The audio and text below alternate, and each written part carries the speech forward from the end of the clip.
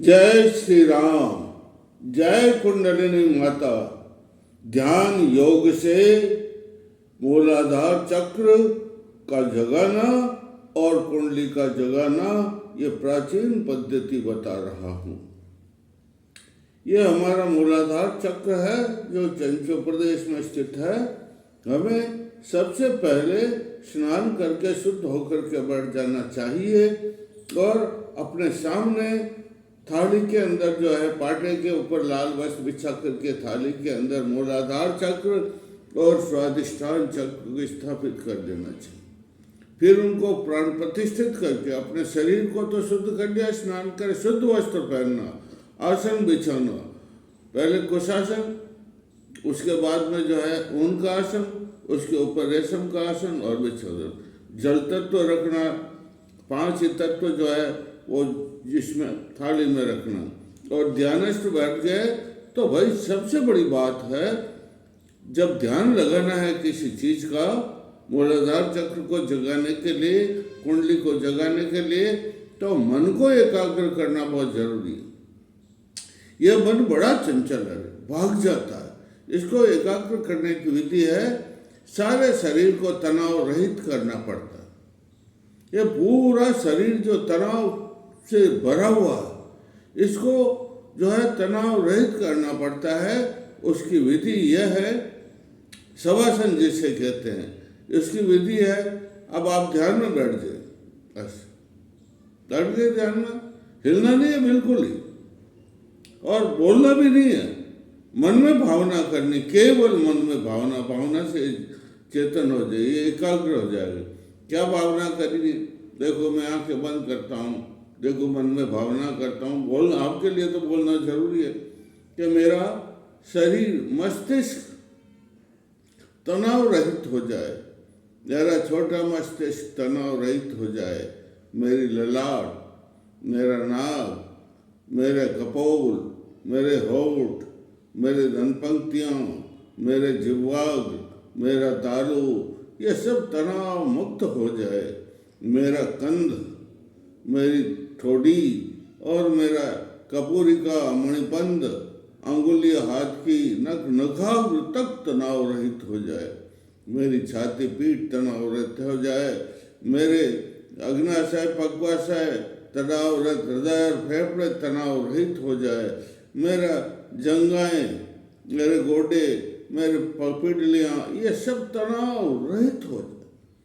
ये एक बार किया, फिर दूसरी बार तनाव रहित हो रहे हैं पूरे नीचे से ऊपर, ये मैंने जितने भी बताए उतने।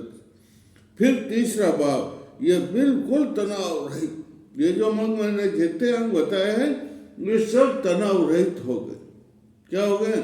अब जो है आप मन, बुद्धि, चित्त और अहंकार, ये चारों एक पुट हो जाते बिल्कुल। ये कहीं भी हिलते नहीं दिए। कौन कौन से? मन, बुद्धि, चित्त और अहंकार, ये बिल्कुल।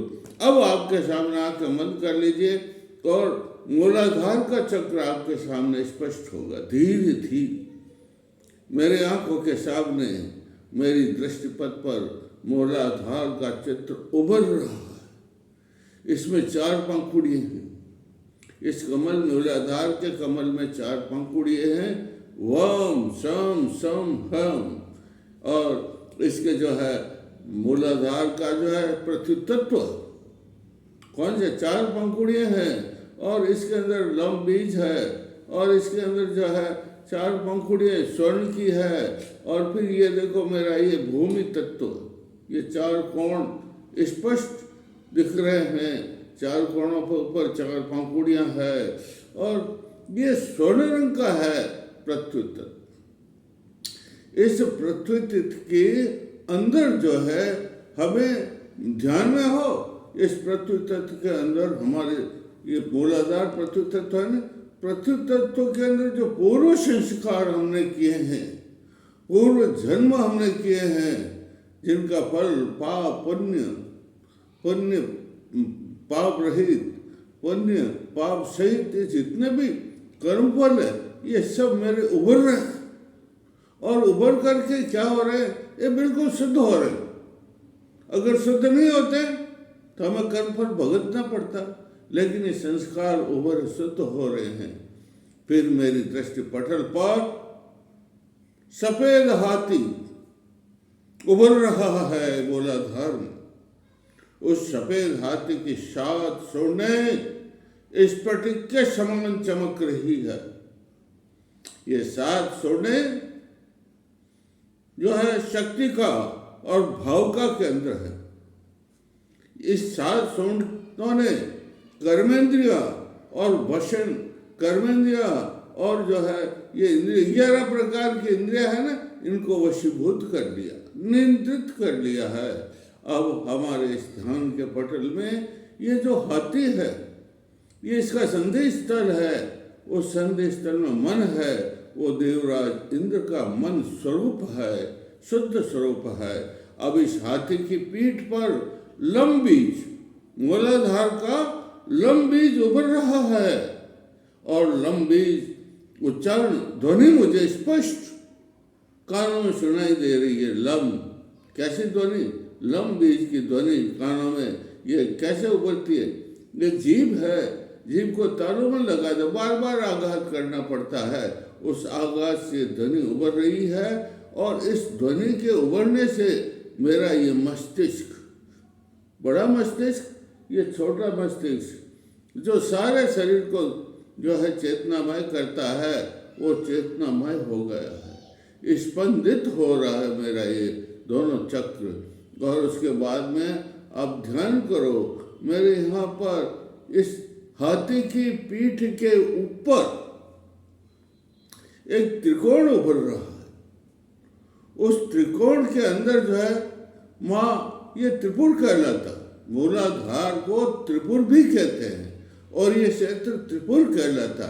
इस त्रिपुर के अंदर माँ त्रिपुर सुंदरी का स्थान है और माँ त्रिपुर सुंदरी, मैं मूलाधार की साधना कर रहा हूँ तो माँ त्रिपुर सुंदरी मुझ पर प्रसन्न हो रही है। मेरे कानों में मर ध्वनि उसकी गूंज रही है, भाई तुम इस मंत्र का उच्चारण करो। तो ये मंत्र है होम होम होम होम। माँ उद्वर्षित हो रही है और उसके बाद में वापस ये कुंडली जागरण होते ही वापस इसको नीचे लाना पड़ता है, नहीं तो ये फट जाता है। और एम रीम श्रीम, एम रीम श्रीम इसका जो है मंत्र है, ये इससे वापस कुंडली नीचे आ रही, ये इसका चित्र है। इसमें जो है 2 नाड़ियां हैं, वो उभर रही है मेरुदंड के अंदर, ईड़ा और पिंगला, इधर ईड़ा ईड़ा पिंगला, बीच में सुषुम्ना, उसके बीच में चित्रा वज्रा और जो है ब्रह्म नाड़ी जिसे कहते हैं, उसका छोटा सा द्वार नीचे चंचु प्रदेश में जाकर के 4 भागों में बंट करके कमल की कली के समान हो गया। ये कमल की कली ही स्वयंभूलिंग कहलाता है। नील वर्ण, कैसा वर्ण है?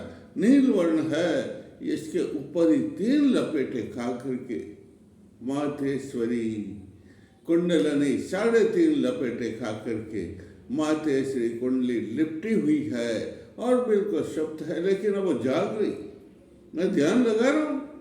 अरे कोई भी योग हो, राज योग हो, समाधि योग हो और हठ योग हो, मंत्र योग हो, कोई भी योग हो, उससे एकदम जागृत हो, शरीर में गर्मी पैदा हो। उस गर्मी से ये माँ मेरी जाग रही, इसके मुंह जो है जब पोंछ निकल गई है और लटके समान एकदम फुफकारती हुई खड़ी हो गई है।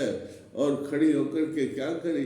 ये जो उसका द्वार है, किसका द्वार? सुषुम्ना ब्रह्मनाड़ी का सूक्ष्म बाल के नौक के बराबर मुझे दृष्टिगत हो रहा है कि माँ उसमें प्रवेश कर रही है और प्रवेश करते ही मूलाधार का तारा खुल गया है, मूलाधार की अरला खुल गई है और माँ के चरण कमल मूलाधार के अंदर अंकित हो गए, जिसे कंकुपद कहते हैं।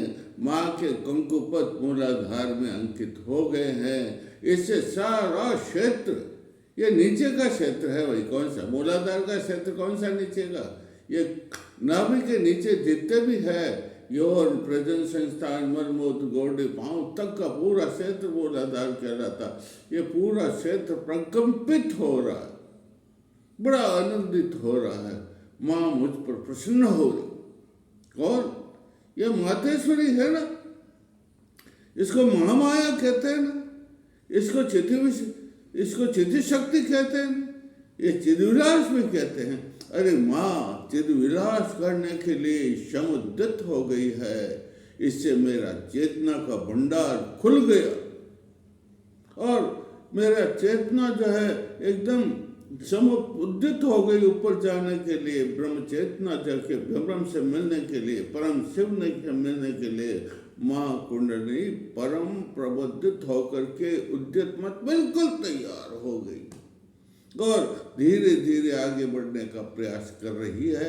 उसके पदचाप की मधुर ध्वनि, मंद मंद माँ के पदचाप की ध्वनि जो अमृत के समान मेरे कानों में पड़ रही है, मैं उसका पान कर रहा हूँ और मेरा सारा शरीर उसके अमृत से अमृतमय हो जाता। अमृतोमय कहते हैं ना, ज्योतिर्मय अमृतोमय है, वो मेरा शरीर पूर्ण हो रहा है।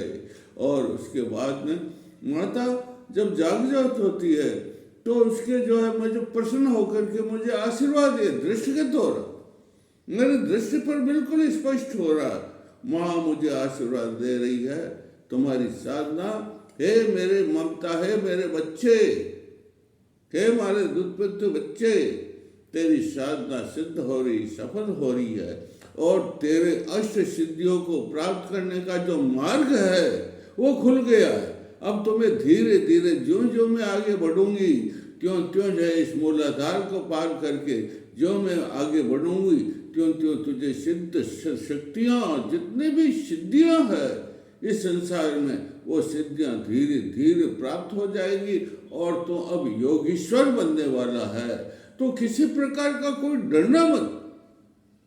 मेरी साधना को माता कह रही है मेरे कान में धीरे धीरे कि हे बच्चे, हे तुतलाते हुए बच्चे, इस साधना को कभी मत छोड़ना और धीरे धीरे नित्य अभ्यास, सतत अभ्यास, कुंडली योग उस पतंजलि योग में लिखा हुआ, सतत अभ्यास करते रहना। सतत अभ्यास करने से मूलाधार के आगे का क्षेत्र, जो जो तू आगे बढ़ेगा साधना का क्षेत्र, जो जो तेरी साधना समुन्नत होगी त्यों त्यों आगे के चक्रों के ताले खुलते जाएंगे। जो जो आगे के चक्रों के ताले खुलेंगे, जो जो है मैं आगे बढ़ूंगी, कुंडली जागरण हो गया मेरा और उसके आगे दमदमाट आनंद के ढोल बज रहे हैं, नगाड़े बज रहे हैं, बंसुरी बज रही है आनंद की और रोम रोम मेरा खड़ा हो गया है, आनंदित पूरा शरीर हो गया है और मेरे को लंबीज के ऊपर स्पष्ट जो है ब्रह्मा के दर्शन हो रहे हैं और मूलाधार की देवी लाखिनी है, उस लाखिनी के मुझे